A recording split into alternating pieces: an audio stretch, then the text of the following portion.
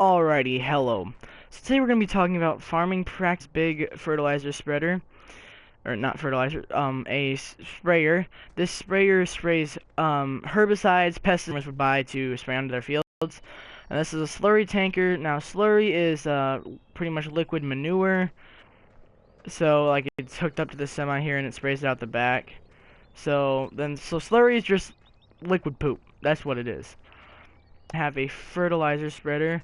This fertilizer is used to spray um, stuff onto the crops. Like it's like a pesticide and a herbicide, and it's just used to give it like the extra kick the crops need to grow. So that way it's able to.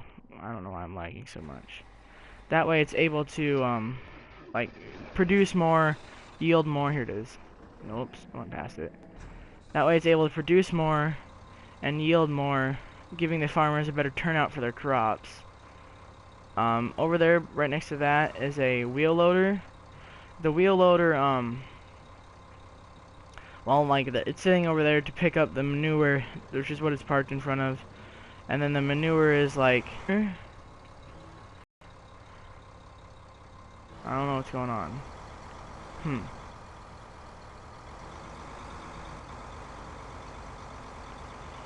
So then, like, what the farmers would do is they'd take this and then they'd turn it on and they'd start going over their fields, and they'd start putting this all on their fields so that the fields can produce higher crop yields, and that just makes it easier for the world to survive.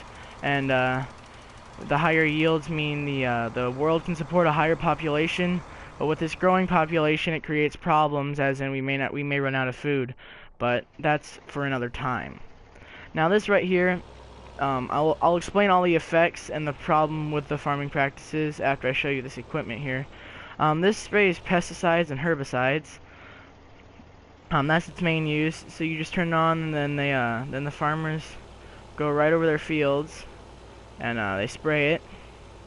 And so then they just that's just what they do. Spray their entire field. I already did this side that's planted. They spray their entire field, and then that way it is so pesticides and herbicides are used to keep pests, obviously, or bugs away, while herbicides are used to keep weeds away. This in turn kills them off and makes it easier for the reason the farmers use them is because it produces less loss due to weeds and bugs. Therefore, the crops are able to thrive more and survive more. And then the slurry tanker down there, I'll just walk over to that real quick. That has liquid poop in it. I already told you that, but it's like liquid manure. You spray it on the field. So this liquid manure is great because, again, as the fertilizer and the pesticides and the herbicides, it increases yield and it makes it easier for the plants to survive, giving it extra nutrients. That way it can survive better. Now here's the downside to all of this stuff. It creates runoff. Now I know what some of you are asking. What's runoff? Runoff is what is created when this stuff runs off the field, when it gets off the field. And the problem is it runs right into our water sources. Now with our water sources, and into our underground water sources, because the ground soaks it in. Now, our water sources, they're fine right now. They're working. They're all hunky-dory. But the thing with it is, as we keep growing these plants and keep growing these things, the animals, or not the animals, the weeds and the bugs are going to get used to it. Now I know you can't see the screen because my internet just went really bad, but I'll just continue to explain this. So the weeds and the bugs go over the they get used to it. They get immune to it. So they just get so used to it that my bad. They just get so used to it that I don't know. I don't know how to explain this. They get used to it and they get immune to it. So like evolution. They're evolving. That's what I meant to say. They're evolving, which is making it harder for crops to, which is making it harder for these current pesticides and herbicides that we have to kill them off and to make them work. And so that those herbicides and pesticides, we have to keep constantly coming out with more because the pests are thriving. They're surviving under these. So we have to keep coming out with more, which means we're still putting more and more things into our water, which means we have to keep filtering and filtering and filtering and filtering and filtering all these chemicals out of it that gets into our underground water. And when we can't filter it out anymore, the human race will die off. We will run out of water. We will run out of usable water. Now, I know you can't, I don't know if you can see the screen yet, but right now I'm driving around in a tractor with a cultivator hooked up to it. A cultivator is something that turns over soil and makes it usable for the next year. Now, the problem with this is when we cultivate, you know, the effects of erosion happen. I mean, they always happen naturally, but the fact that you're turning over the dirt, it's making it even more prominent. So cultivating actually makes it, I don't know how to explain this. It makes it, like, it makes the topsoil go down. So here in Iowa, we have lost 2 feet of topsoil. 2 feet of topsoil from farming. Now, this is over hundreds and hundreds and hundreds of years. And I'm not saying that it's a big deal that we're losing an inch or 2 a year, but eventually this is going to add up. This is going to add up to where we have no good land to use, where our topsoil, now I'm not saying this will ever happen in our lifetime, but if it does, this is where we're going to, like, this is where we will end up running out of usable topsoil, running out of arable land. Now, right now, I don't know if you can see it or if you can hear it, but I'm driving a combine. Now, a combine harvests the crops out of the field. That is its entire purpose. And it spits something out of the back. Some people call it chaff. You can call it whatever you want. It's just whatever the combine does. It's what's left over from the plant after you harvest it. Now, a lot of people can turn this into bales, or they pick it up and ferment it and turn it into silage. Now, this is great. Again, so you're using the natural things that came from the land. But with these combines, what we're doing is we're throwing out the stuff that we don't need, which is fine because it's okay for the environment. When you pick it up, you're not giving the land its nutrients back, and you're stripping it of its nutrients and not giving it back. If you were just to leave it there, it would get some of its nutrients back, but as we all know, the land will eventually lose its ability to produce crops just because there will be no more nutrients left, which is like what we're using. So that's like why we use slurry or pesticides or herbicides, is to give it those extra nutrients that the ground isn't. Now in Africa, they're doing this. They're giving it all these herbicides and these pesticides, and they're giving it all this stuff to make it thrive. But what they're doing is they're causing desertification, which is just a big word for saying they're creating a bigger desert. They're just making it virtually impossible to farm on that land ever again, because of all the things that they've done to the land. Like, they're just stripping every single nutrient out of the land, every single nutrient that there is out of the land, and they're just creating a bigger Sahara desert. So, I mean, while they need food to survive, eventually all that land in Africa that they're using will be gone because of just of what they're using because of the climate. Now, a lot of this information I found on USDA.org, but are from other websites that are in my works cited. Now, I'm gonna go over and talk to you about the animals. Now, the animals in this they're great. Okay, don't get me wrong. We all like a steak. We all like a hamburger. We all like hot dogs, brats, whatever. So we need animals to survive. But the stuff we're using to feed those animals, we have to use equipment. So like I was telling you, that stuff that comes out of the back of the combine. Again, I still don't know if you can see my screen or not. The stuff that comes out of the back of the combine, you can pick that up, turn it into bales, and give it to your cows, and then they'll eat it. And then that's giving them food. You can also use field corn. You can use field corn to give your cows food. There's a difference between field corn and sweet corn. I'm not really gonna get into the differences of the crops. But you can use that and feed it to your animals, and then you can then that like gives them stuff. And then obviously you have your pat, and then you use their manure, and all these and their slurry, and you use all that and you put it onto your fields. So it all comes back around. It all comes full circle as to why you have these animals, as to why you're farming. But then you need to bale the food for them so that you can transport it over to them. I mean, you probably don't have to, but a lot of people bale it. And so when you bale it, as you can see, again, if you can see the screen, my friends are over here doing that right now on the farm.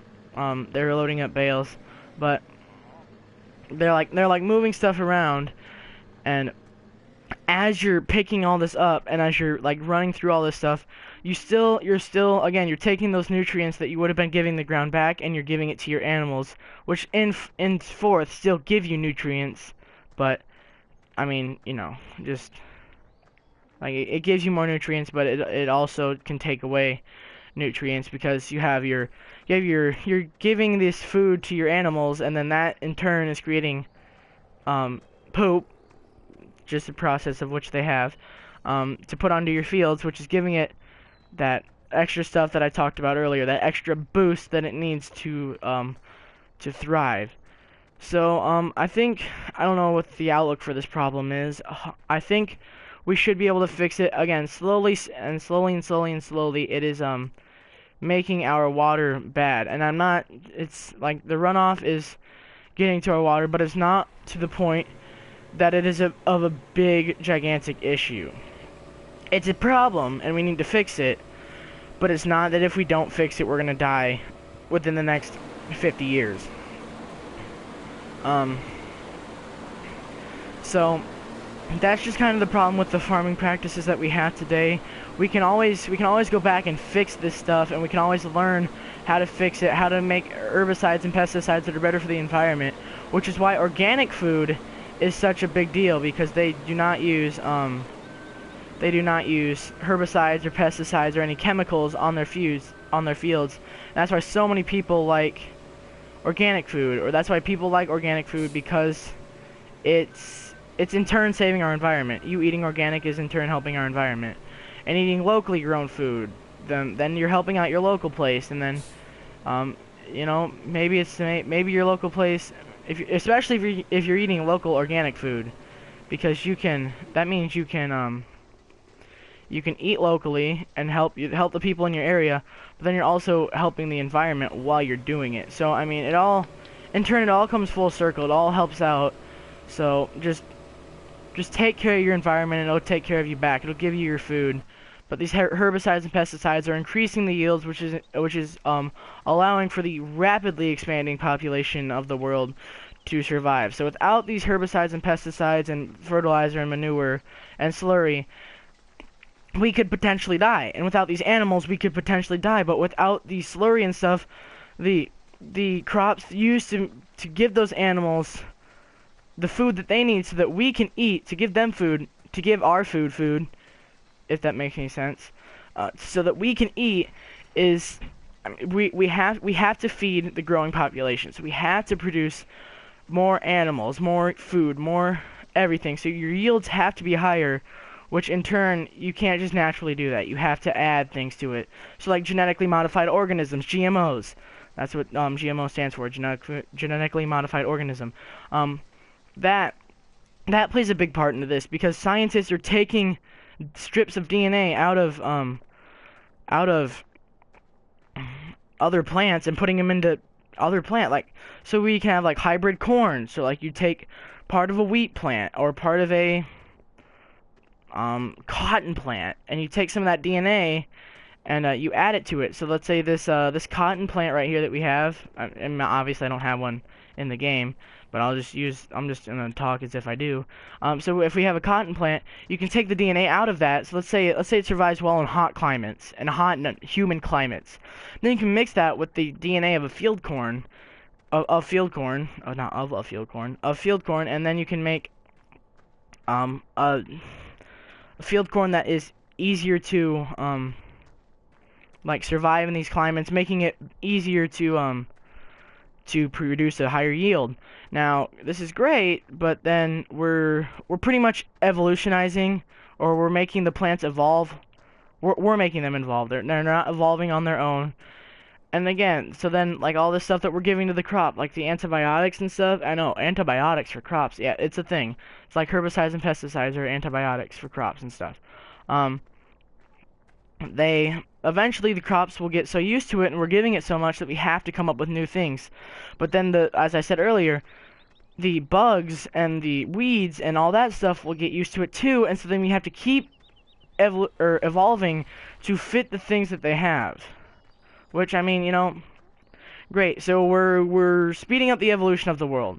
That's great. But then again, all this comes at a price. With the runoff, I've already told you, with just the emissions that the vehicles alone that they use produce out of there. It's just it's a cycle that just happens, and there's not really anything we can do to control it other than limit the use of chemicals that we use and limit just everything that we have or that we put on our crops so that we can survive on the earth longer, because it's the only planet we have. So that's how farming practices. I know it sounds like I'm in this video a lot. That's how farming practices are affecting us. So they're producing runoff. They are yes, they're producing runoff. That's bad. They're producing a higher yield, which is for the higher population. That is great. I mean, producing more food for a growing population, that's good, because we're all gonna need food. I would personally know.